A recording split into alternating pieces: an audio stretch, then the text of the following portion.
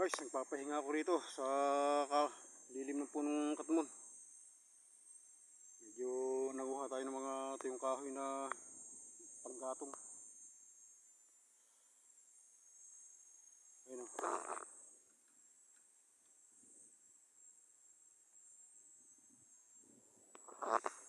Mga pulpult ko lang sa mga nadadaanan ko. Nakakuha ng isang sakong tuyong kahoy.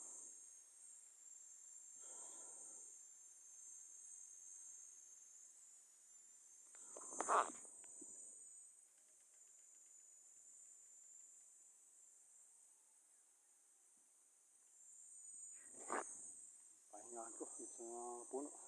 Malilim dito ng konti.